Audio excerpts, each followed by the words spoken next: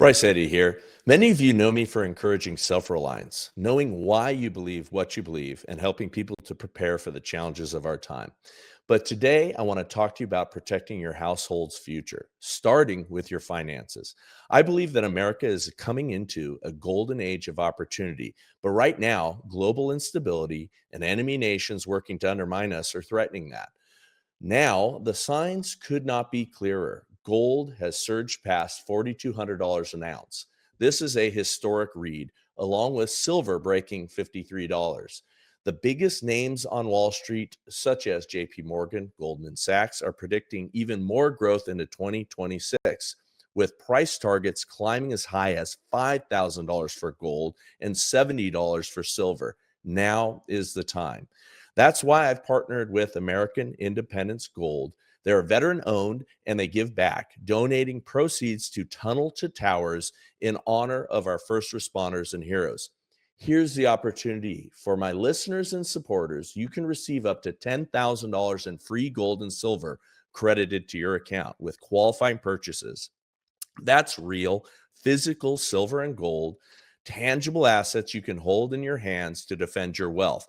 Don't wait until it's too late. Go to bryceeddygold.com. That's bryceeddygold.com or call 888-670-7011. Again, that's 888-670-7011. Take action today, protect your family, and strengthen your future, because freedom isn't given, it's secured. This is Bryce Eddy. Don't just prepare for tomorrow, own a piece of it. All right, welcome to the Bryce Eddy Show. So today my guest is James Melton. He has a podcast called Life in the Stupid Times, and I think he and I might disagree on a few things, but we're going to have a good time just chatting through life and our different perspectives. I'm glad to, and I appreciate you coming for having me. You know, I don't get as many as I would like, people who, I might rub against their philosophy a little bit. And I appreciate you coming on, because we try really, really hard. We send out a lot of fishing lines to get people to have good conversation, and it doesn't always happen. So I appreciate you. Well, again, happy to be here. Yeah, thank you. Thank you. Well, hey, I would love for you to start just a little bit of, who you are, what you're doing in life, what your background is, whatever you want to tell me, but I'd love to get just a little bit of color on who you are. James Melton, as you said, I'm the creator and co-host of Life in the Stupid Times, which is it's fairly new. We've done 25 episodes or something, and we took a couple weeks off because I got into a little minor accident, broke a couple of ribs. Oh no! So I'm just now getting back into it. But I am a longtime business journalist for the most part. I've also done some PR for. I was a media relations manager for community college. I was a communications manager for a while for a nonprofit. But for most of my career, I've been a business writer and editor, and very little opportunity to do sort of opinion stuff. And so when we started that's one of the reasons I wanted to start the podcast, because it scratches an itch that my normal career doesn't, or didn't, I should say. I want to use this past tense because I laid off about a year and a half ago. And since then, I've been working as a substitute teacher to earn a little money, and sort of semi-retired, not voluntarily, but it's just the way it is. Yeah, well, it's interesting because I've had the founder of Your News on, and there is just a tremendous number of journalists that have been laid off because of the changing media landscape. And I think in one sense, in my opinion, the free market approach to it is going to, create a lot of noise for a little while and some chaos. But I think eventually we'll have enough voices out there that are, counteracting the extremes, and I think we'll start to get some really good content, and I think that's happening to a certain extent. Did you have a background in business? How did you come to be focused on writing on the business side of things? when I was in college, I did an internship at a place called Crane's Detroit Business, which is part of the Crane Communications group. And I liked it. I found it interesting, and I just sort of stuck with it. Okay. Yeah, that's fair. So, tell me a little bit about just your philosophical background. I consider myself really not I don't love modern politics, but I like political philosophy. And to me, that's okay. How do we organize ourselves? And that's, the question I want to answer. How do we organize ourselves for the, benefit of the most people possible? And I've got distinct positions that I've come to. I'm really an advocate of knowing why we believe what we believe, which I think both the extremes on either side don't necessarily know why they believe what they believe. Some of their opinions and thoughts have just been sort of downloaded to them. And so, what do you believe and why do you believe it? Well, that's of course a very broad question. It is When I was intentionally so. Yeah, I mean, when I was in college, I was sort of enamored of socialist thought, Marxism. I used to write a lot of papers on Lenin because I got to be kind of not really an expert, but this is what I got into. I could write the same paper for several classes. And after a while, though, I never really totally bought into the Marxist idea. But I do think that we should acknowledge that we are a society here, not just a bunch of rugged individuals who are, just trying to fend for ourselves and pull up ourselves by the bootstraps or whatever. That we should acknowledge that we are a society. And I think other countries do a better job of that in some ways, especially with healthcare. That's part of the main thing. Out of the OECD countries, which there's like 37 or 38, these are the developed countries. We're the only one that doesn't have some kind of universal health care. And and you could say, well, we have Obamacare. That doesn't count as far as I'm concerned, because it's still too expensive and hard to get. And not everybody just gets it, it's like in other countries. And, I was in Mexico. Now, I don't know what they're really that much about their healthcare system, but I went to an emergency room in Mexico when I had my little accident, and I had 2 different sets of x-rays, and I saw a doctor, and I was there for a few hours, and my bill in American dollars was about $400. I think in the US, my bill after insurance might have been $4,000 or $5,000 or something like that. It's just, we have the most expensive healthcare system in the world, and we don't have the best results either. So, I also think that hungry people should be fed and homeless people should be housed, and we should be giving people a hand up in life. And, it breaks my heart that we have so many homeless people in this country when we have, the ability to house them, just not the willingness to do it. I think we worry too much about moral hazard in this country.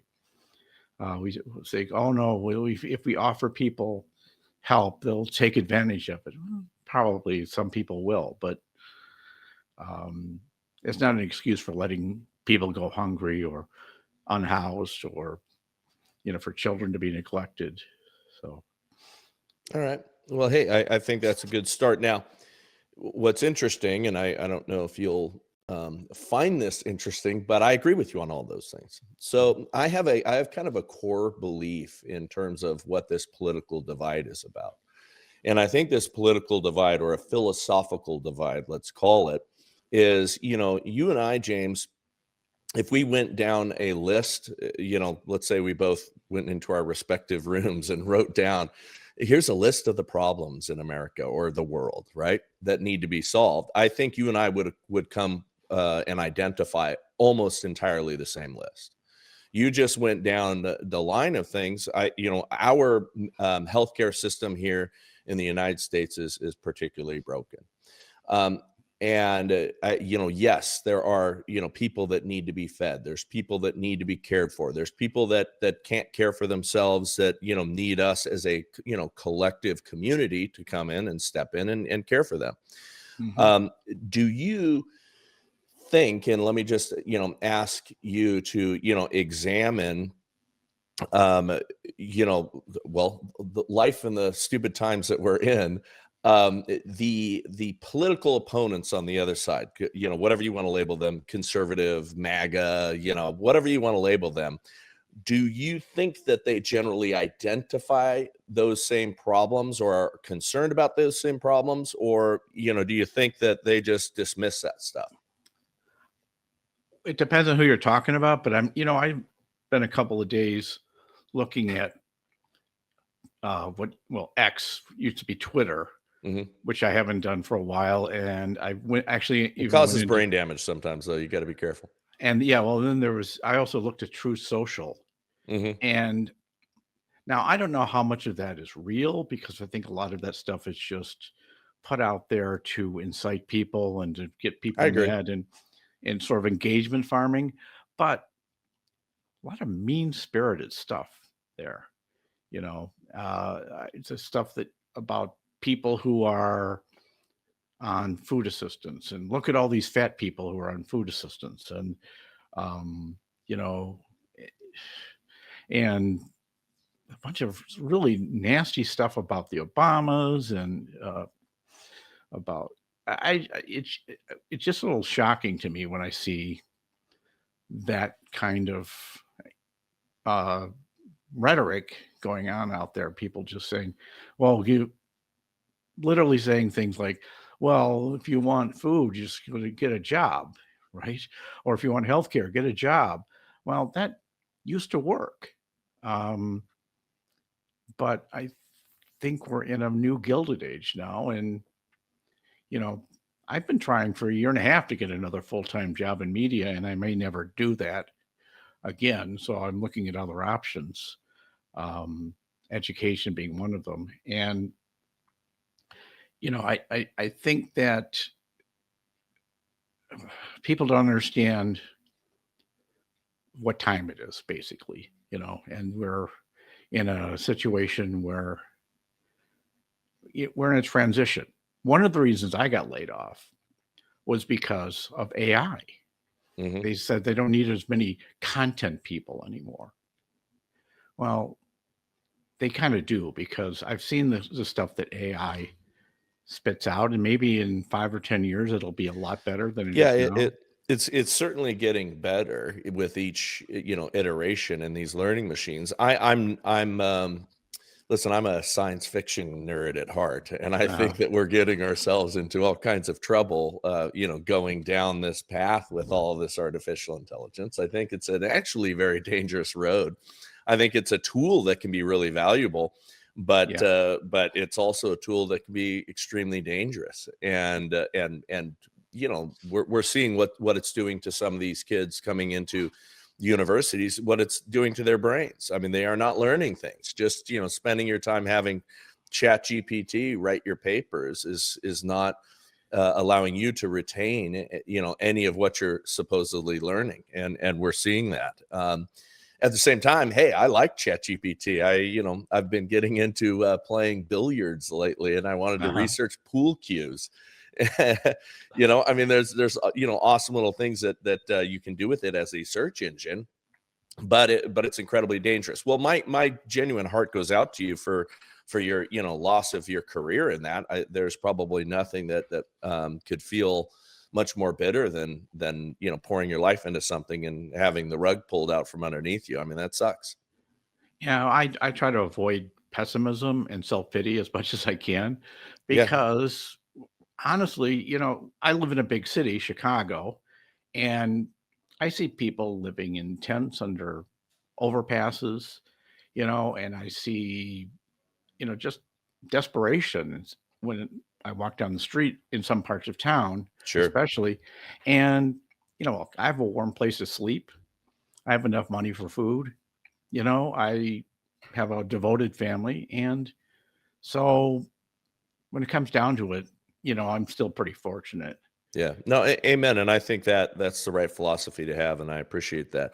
So I want to go to a couple of things that you said there because as I stated earlier, we both really have identified the same problems. Where I think that we might differ in some of these things is the solutions to those problems. Mhm. You are taking a little bit of a position that I would say comes from more of an idealistic point of view. And by the way, that is in no way an insult. Mhm. I find that most of the folks I talk about, with a lot of your um, positions, are tremendously caring people and look at this stuff and say, hey, why shouldn't we do this? And why shouldn't we do that?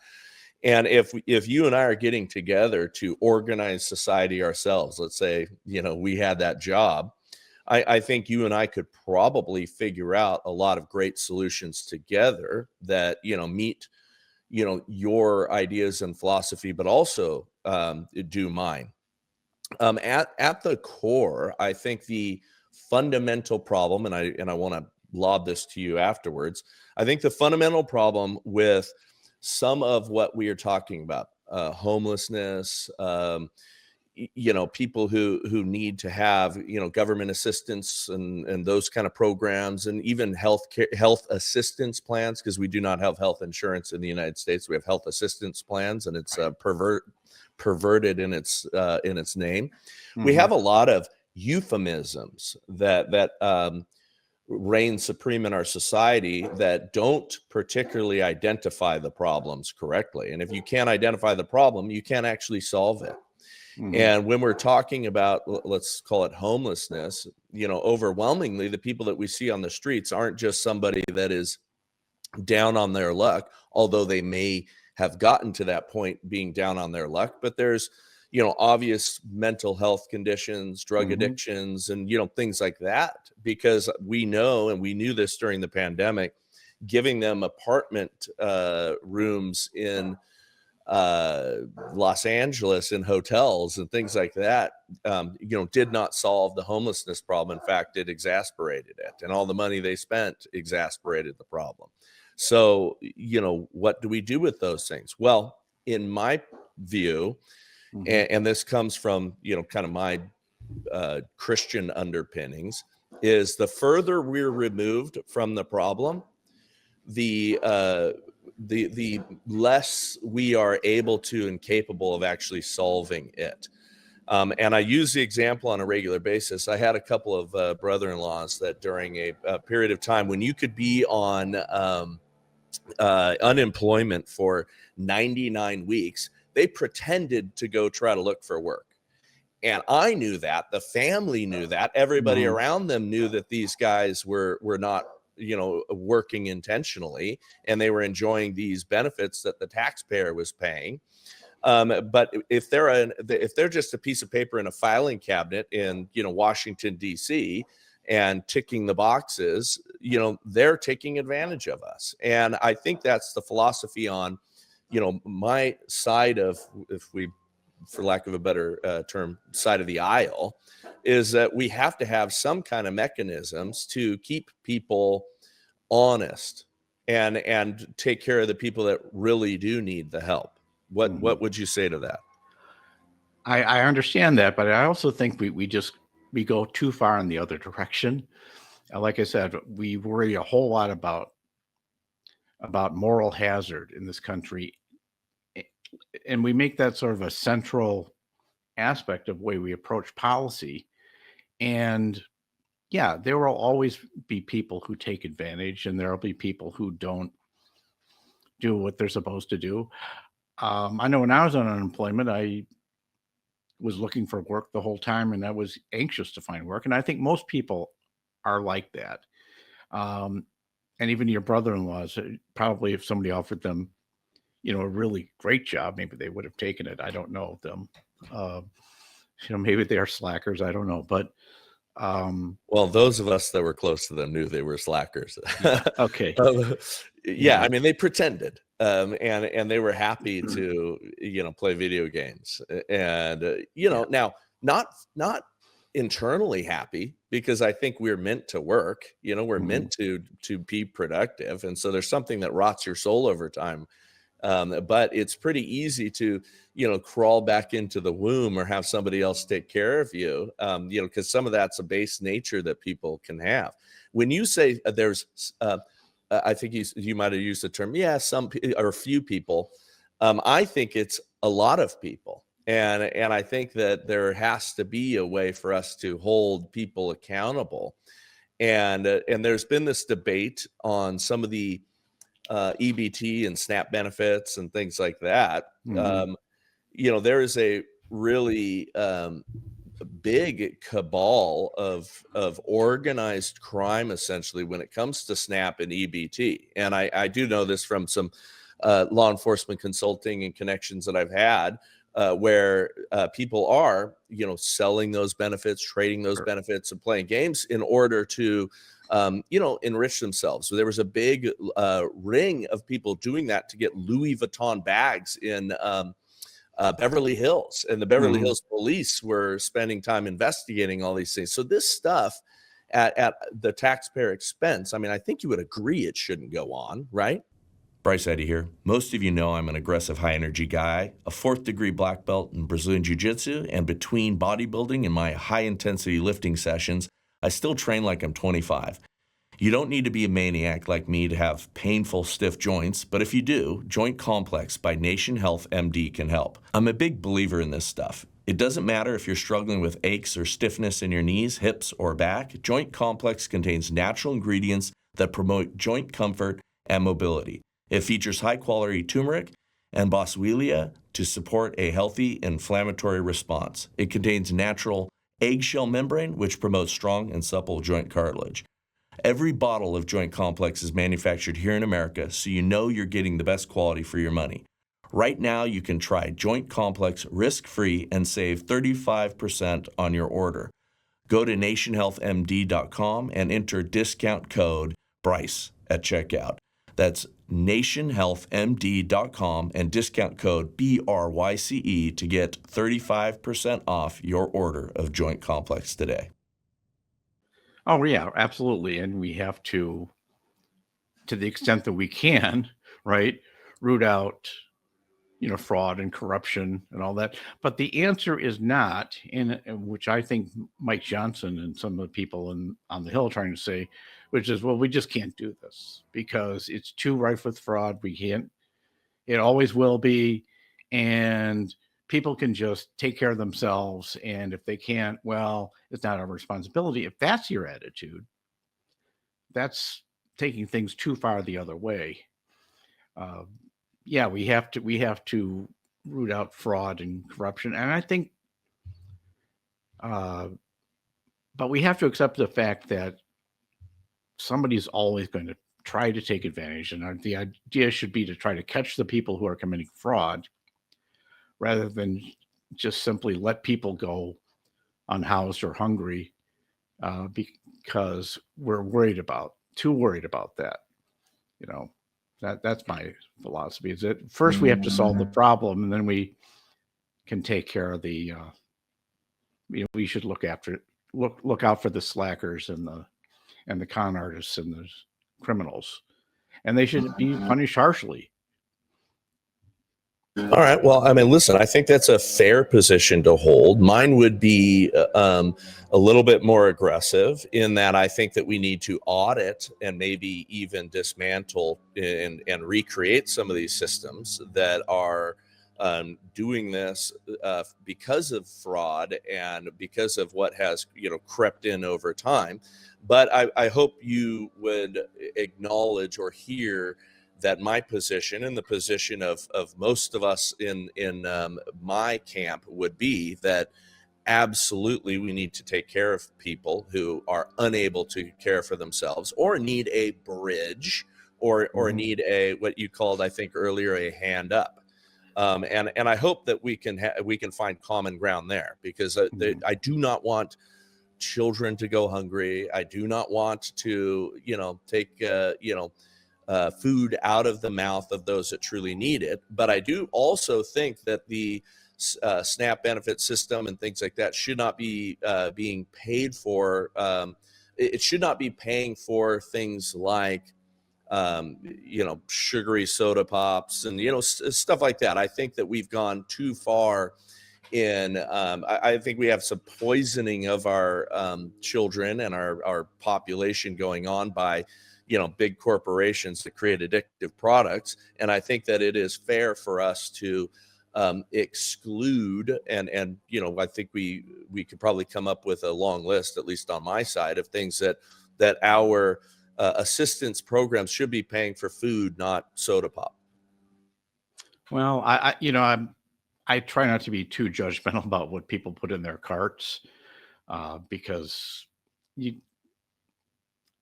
again, I think what you end up doing when you police that too closely is that you end up not solving the problem, because you're spending so much time, on the enforcement things. And also, some of the people who are most worried about fraud and abuse are the same people who will try to they'll be the people who don't want to pay for the enforcement either, and the oversight. That's when they start saying, "Oh, Big Brother is coming after us." So a lot of people cheat on their taxes, especially wealthier people. But we can't hire additional IRS agents, because that would be Big Brother coming after us. So. Yeah, I'm going to push back on that one just a little bit, because I think so first, look, the IRS has targeted and abused more of these smaller taxpayers, and I would say let's call it the middle class or upper middle class taxpayers. There's a big difference between those that are using, by the way, legal tax avoidance or tax strategies. There's a big difference in that than tax cheats. I sit in a circle of many very wealthy people. I've been, blessed and wealthy myself. And all of us are going to use whatever we can to avoid paying taxes to a government that wastes them. I mean, that's a philosophical thing. And that is very different than committing tax fraud. There's all kinds of, clever and legal tax strategies that would be tax avoidance, not tax cheating. And if we want to reform the tax code and the tax system that, oh, by the way, is written by wealthy individuals and lobbyists on both sides of the political spectrum, then, this is a great opportunity for us to completely dismantle it and go for something that is, empirically fair, which would be more of a flat tax arrangement. You make $1, you pay 10 cents. You make $1 billion, you pay 10%, whatever it might be. We could close many of those loopholes, and the analysis is pretty clear that the wealthy would still pay enormous amount of money, and would also avoid a lot of the games that they've created and their friends have created in the various administrations throughout the year. But but our government, and I hope we can agree with this, wastes a tremendous amount of money, and wastes, much of what is our money. I mean, James, you worked hard and earned your own money. I think us holding them accountable makes a lot of sense. Yeah, but what we're talking about, well, we could go into the weeds of why a progressive income tax system is a good idea, and why a flat tax would be, depending on how it's implemented, possibly a very bad idea. Well, I don't mind if you want to touch on that. Yeah. You were a business writer. You probably have a pretty strong perspective. Yeah. Because why would you advocate for a progressive penalty for people who are producing, quite a bit in society and employing people? Well, I mean, look, we had the strongest middle class we ever had at a time when the top marginal rates for income tax were like 90%. And this was under Eisenhower. So this was Yeah, but no that was not the radical. effective tax rate. I hate that argument because the effective tax rate, because of the massive number of write-offs. I mean, you could be so silly on what you were able to write off back in those days that the effective tax rate was not anywhere near someone paying 90% of Well, their no, income. nobody ever paid 90% on their whole income. That was only above a certain level. And some of the things they did to avoid paying that, right, was invest more money back into the business or Yeah, I mean, some well, other that things. included putting their kids on payroll and all kinds of things that Yeah. were very easy to do at that time. That actually, you can argue could have benefited society better, and I'm comfortable with those arguments. But when you say 90%, the average person, okay, because they do not understand the tax system or unrealized capital gains or all those sort of things, I just believe it to be intentionally misleading or verging on propaganda, and that's not an attack against you. Well, like I said, though, nobody ever paid 90% from dollar one. As you go up the income scale and you get farther and farther away from the money you need to live, the percentage goes up. And like I said, this has worked well in the past. I look But at what. I think there was other reasons why our middle class was strong, and I think we can explore those. And I think uh, we've destroyed our middle class, and it's unfortunate. And I think I if you want to get a tremendous amount of hate online, attack the idea simultaneously that boomers raped and pillaged us a little bit, and then attack the incoming generation on their entitlement, and you will get excoriated from both ends like you've never seen, because I've done that a few times, because I think there's an argument to be made that boomers created the conditions that fleeced the middle class, and yes, the kids of today are coming out thinking that they should be CEOs already. Yeah. And I'm a Gen Xer, so I'm sandwiched between these folks.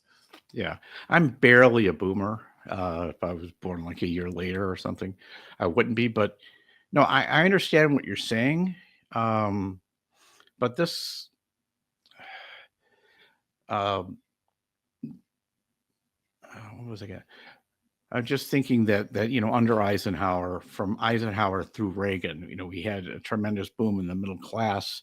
It wasn't entirely because of the tax code, but I think the tax code contributed to it because, like I said, some of the things people did to avoid getting, if the next dollar I make is going to be 10 cents, because to avoid doing that, sometimes they invested more money in their business or did some other things that were more virtuous not virtuous in terms of morality, but in terms of their impact on society than they otherwise would have. Now, taking money and shipping it to the Cayman Islands or using a corporation's money to buy back stock, these are not good uses of capital. These do not really help the big picture very much. So Yeah, that's well, you and I are not far off in one sense, because I do believe that we should. I believe, though, that we should encourage the good use of capital, and I think there's ways that we can encourage free markets. I think a lot of it's because we went down the path of a corporatocracy, versus really pressing into a true free market and allowing small businesses to thrive. A lot of middle class was small businesses and things like that got, gobbled up and destroyed in favor mhm. of the consolidation up at the top of the corporate structures. And I think that's where we've done people a disservice, and we've, made the barrier to entry too hard, and we've, stifled the innovation and things that we need, in that middle class environment. We've also, forced women to have to work. We've forced the idea of two-income households as a necessity, not a choice. Mhm. And that's where we're running into more and more of this problem today. Yeah. And other thing too, one of my big hobby horses right now is that we have barriers to social mobility. We need more doctors in this country, Agreed. but I know somebody who became a doctor and she took on like $200,000 worth of debt, and she had to become trained in a specialty because they told her at medical school that unless at your age, she went started medical school a little later than most people. At your age, the only way you could ever hope to pay back your loans is to become a specialist and make a little more money. Hmm. Um, and that's just self-defeating that we I agree. as medicals. And then same thing with trade schools. I mean, we're short on truck drivers in this country. We're short on I think some other like welders, I think we have a shortage of, and there are barriers. Okay. And then just to look at my own, not, I don't want to personalize this too much, but in my case, like I'd love to become a full-time teacher, but I don't have $20,000 to spend on graduate school and 2 years of my life to just sort of set aside for getting those credentials. And so that's a barrier for me, but there are other barriers that are worse for other people. Like I said, if we want more Yeah. doctors, why aren't we paying to train doctors? Why aren't Well, we? I think we should and we can. But so this is a perfect example of us identifying a problem together, because I agree on that. But there's a reason that we got there, and a lot of that has to do with the collusion that our university system had with our government financiers. I mean, the student loan program allowed these schools to rapidly raise their prices at the expense of these students going into debt for most of their life, many of which are going to pursue useless degrees that they'll end up working at Starbucks anyway.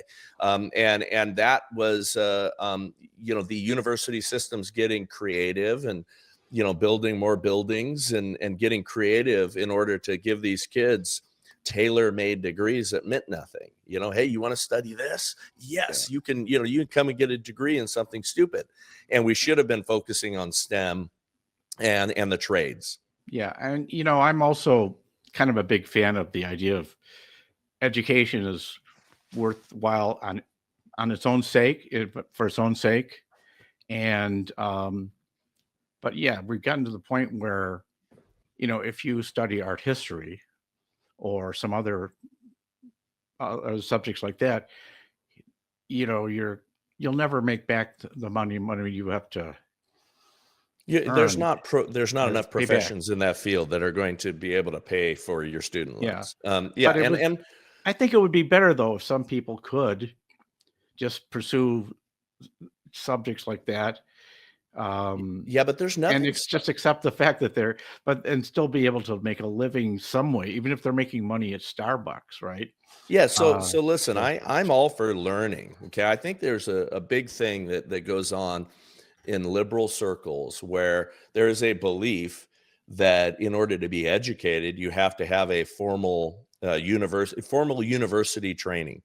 mhm, And on most of those subjects, I mean, art history, anything that a professor teaches you in an art history degree, you can pursue on your own.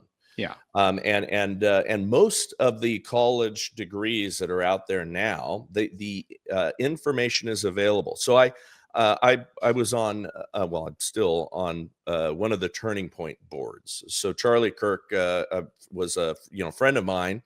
Charlie was an autodidact, one of the smartest guys I've ever met, and read more books than most university professors have ever read Mhm. across a very, very broad spectrum of subjects. Truly, a self-learning kind of a guy. And what he did was take advantage of books that were available, and he took advantage of free courses, and he took advantage of very inexpensive courses available through colleges like Hillsdale or others, anything we want to pursue, um, outside of, let's say you mentioned your doctor friend earlier, Hmm. there's a lot that you can certainly learn from books, but a STEM education and lab work and things like that, and residencies in hospitals and things like that are necessary. But what we're doing with these kids is we've sold them a bill of goods, and a lot of this is, I mean, and Charlie wrote a book called College is a Scam, Yeah. because a lot of it has truly become a scam. And my concern is that we are telling these children and telling these kids coming up into high school that they need a university degree to be successful, and the truth is that they largely don't. And one of my very good friends is a billionaire now, in the trades, and it was something that he pursued without a degree. Hmm. Just hardworking, scrappy guy, became good at business, and built an empire for himself, and employs people who are learning that trade and are doing extremely well, and he pays his people well and they love working for him, and he's created a thriving business, and something that we need more than we need more art majors. Yeah. And my I'll say that my own son pursued what would be considered a blue collar career. Hmm. He's 23. He's going to make this year more money than I ever made in my life. Yeah. Just because there's so What much what's the demand. what's the trade, or what's the career? Well, he doesn't like me to talk about it, Oh, but he then don't. yeah, I right. don't want to get dad in trouble. I'll tell you Yeah. No, well, off I camera or think that something. should be celebrated, right? Mhm. And hopefully you encouraged and didn't discourage him, because a lot of Oh times, yeah, the parents that came from, generations previously had wonderful school experiences that were great, and I think that yeah, there's something to be said for all of that. But they spent a fraction of what these kids are spending for that education today. right. Yeah, absolutely. I mean, I certainly, I took student loans when I was in college, and I think I left college owing about $7,500. Yeah, Which was at that time the price of a really small, cheap car, yeah, which I also bought, was also had. So yeah, I think maybe if we could just limit the amount that people spend to the price of, economy car. yeah. Maybe we could set it at some standard at, the Chevy Cavalier or something. I don't know, but because yeah, I had an advantage, but he just wasn't ever going to go to college. It wasn't for him. He wanted to be, he was never going to work in an office. Yeah. And so Well, he good on found him. his calling.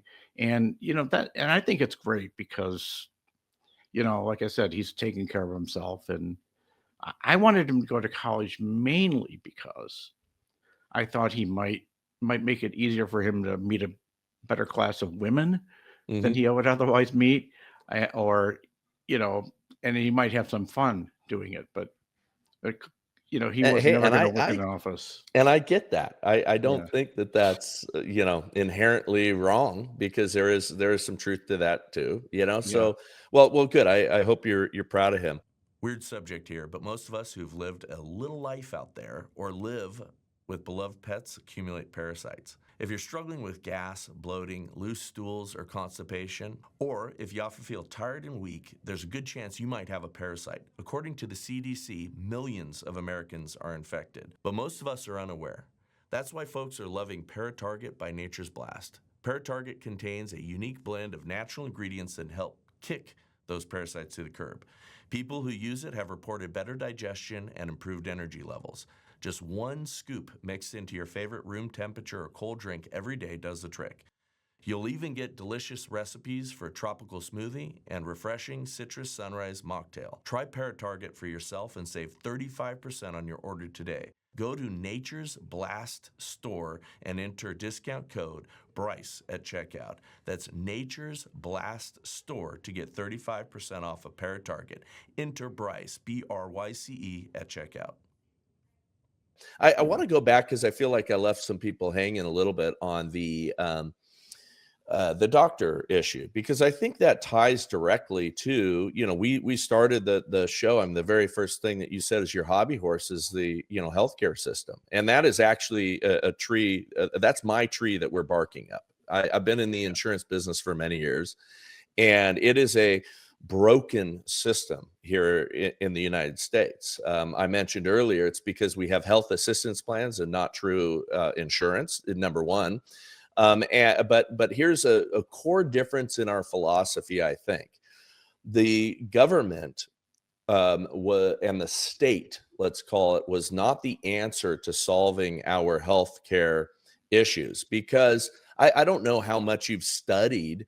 I've written on this, I've spoken on this, but other countries that have what we call single payer health system, or government run insurance or whatever, are not outperforming us across all metrics. They are in terms of what you pay when you go in to see the doctor. They certainly are.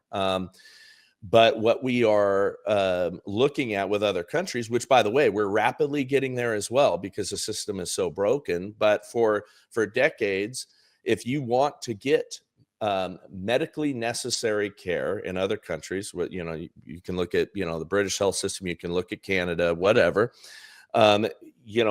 People have to defer medically necessary care for months.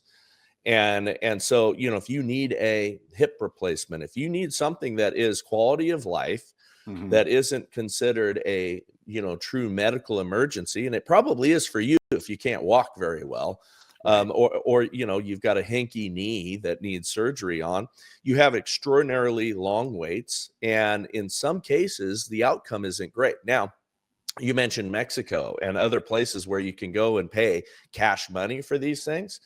They are rapidly approaching more of a true free market system that I'd like to see here in the U.S. We have created a system that is the worst of both worlds here. We have government interference and the government bureaucracy on top of a highly regulated, massive bureaucracy already. Plus, then you have in insurance carriers that are not really providing any insurance. We could fix this system in a free market approach, and I think we could have everything that you want and everything that I want. Yeah, I've heard people say that, but I think that one of the biggest problems we have in medicine right now, according to people I've talked to who are in the business, consultants or doctors, is that we have whole floors of people in medical centers whose only job is to fill out all the different forms Correct. that they from all these different insurance companies. And do ACA coding. exasperated that. Yeah, ACA is Obamacare, right? Was Yeah. an egregious mistake that increased radically the administrative burden and the costs across the board. And it was a staggering, drunken step towards single payer health, and that was the intention. They wanted it to collapse so that us as a society would say we need single payer health. They've written about this. I mean, this is not a secret in the speeches and the writings that they had when they were pushing this thing through without us actually reading the bill at the time. The deals that they made with the insurance carriers, enriched them. There was a real problem there. We went from 18,000 codes to more than 250,000 codes just within that bill. And then since it's gone up to another 100,000 or more medical codes, and so, yes, we have now an administrative burden that is unwieldy. Yeah. And I'm told, I don't know a whole lot about it, but I'm told that in Germany, they have private health insurance plans, but they all use the same rules and the same set of forms and all that, and they keep costs down that way. But we spend way too much money on paperwork and Well, I agree. administrative costs. We don't have to, I agree. and the one advantage, I mean, I think there are other advantages, but at least one advantage I think even you'll agree with single healthcare is that, you have one set of rules and you have one set of forms and you have, in Canada, they have a triage system. So if you need a hip replacement, but somebody else needs, heart surgery, they might get in ahead of you or things like that. And there are problems with that. I think it's underfunded in Canada, but Well, because there's never going to be enough funds. Now, there's another problem that we have here in the United States too, is, having such a, broad and diverse population, and being such a large country, we also have things that are going against us in terms of the way that we have the prosperity that we have enjoyed have created, health conditions and health issues and problems, with us and our population, obesity being one of them, that is a massive driver of the usage of care that does not exist in a lot of these other countries. The burden, until we change some of those underlying issues, the burden of a single payer health system would make it far worse than what we have today, but also what exists in other countries. It's a very, very complex issue that people want to simplify because they'll look at and say, oh man, look at this bill that I'm paying, which, by the way, you look at those numbers, it's a false pricing system. Because you can go and tell the imaging care center, hey, I don't want to run this through insurance. So instead of charging $3,400, hey, why don't I just pay that $400 directly? Yeah. And they're happy to get it. I mean, so we got to acknowledge, and I think this is where we're both identifying the same problem, but our solutions are very different. I want to see a direct relationship between you and your doctor. I want you to pay 90% of your bills directly to the provider.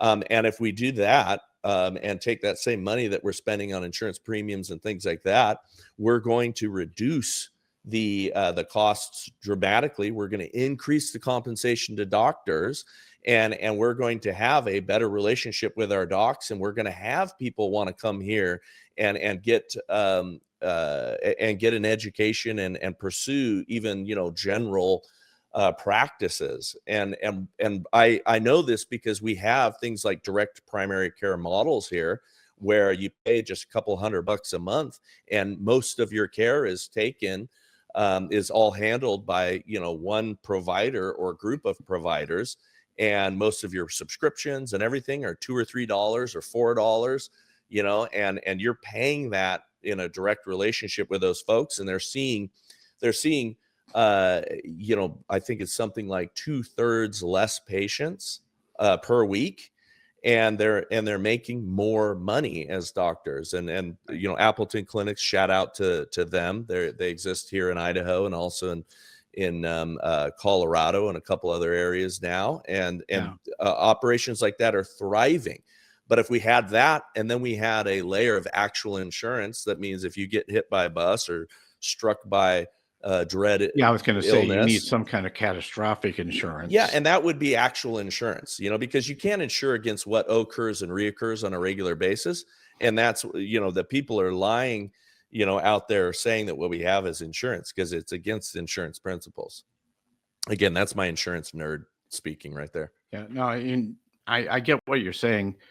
Just that I think I look at the OECD countries, and I keep forgetting if it's 37 or 38 or 30, but we're the only one that doesn't have some kind of universal health care plan. And like I said, I don't count Obamacare as being a universal health care plan, because it really isn't. It isn't. And I've been paying for it, and it's not cheap, and it's just about to get more expensive. Mm-hmm.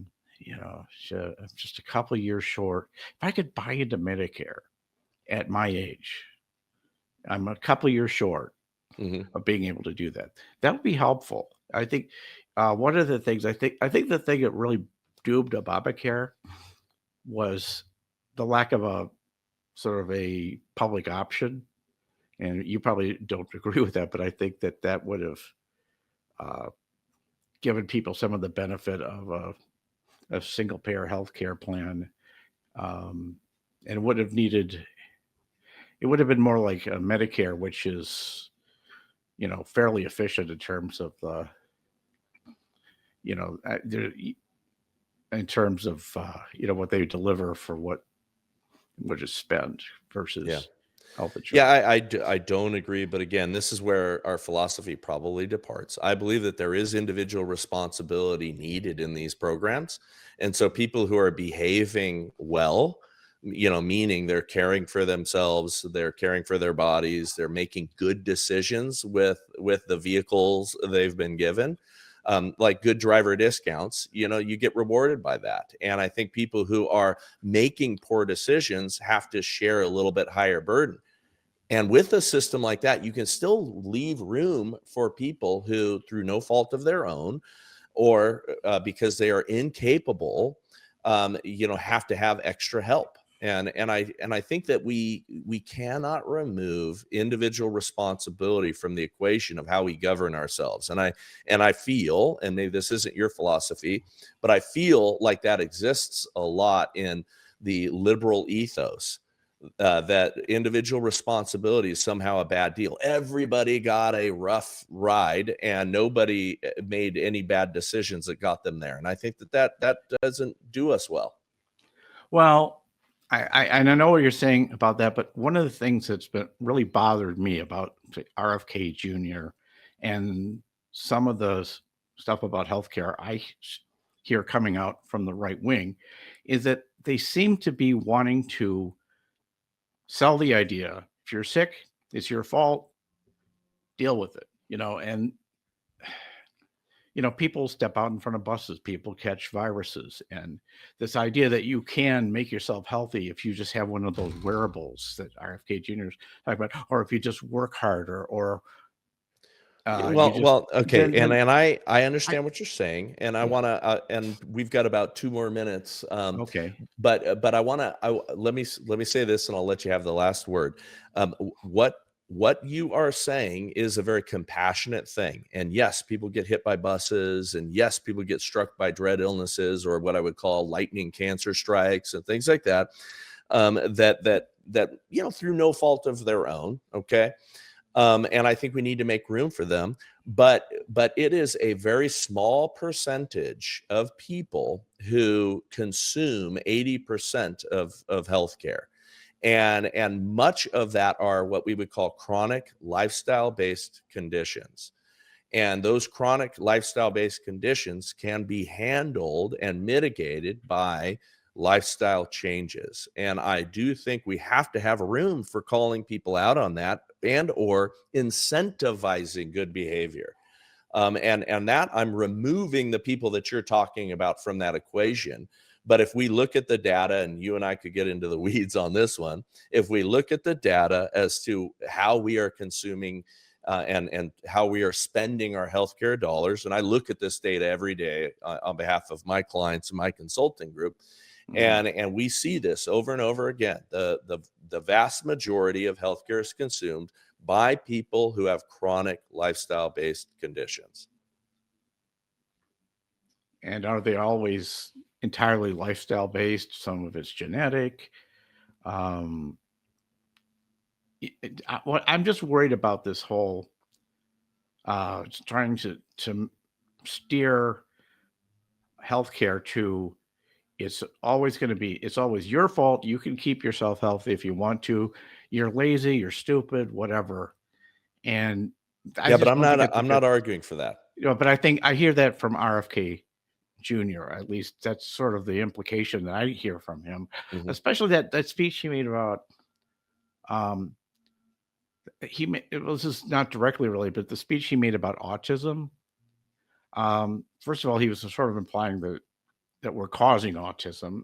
Well, something is, and I think it should be explored. Something is. I mean, we wouldn't have the increase in the rates that we have if there wasn't something along the spectrum of time that changed it. But then at the same time, he was talking about people with autism. They'll never they'll never get married. They'll never have a family, all these things.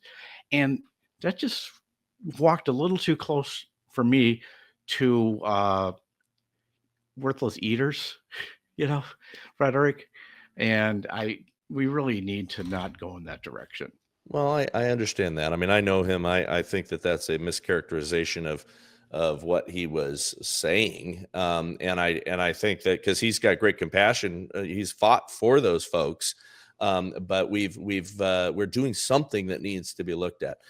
Well, hey, James, how can we follow you? How can we bless you if we want to, hear more of your content? Where do we go? Do you have social media that you'd like to plug or anything else? Well, yeah, we have a website at www.stupidtimes.net. We are on Blue Sky at stupidtimes.net at and I have a TikTok channel we're known as Stupid Times Pod.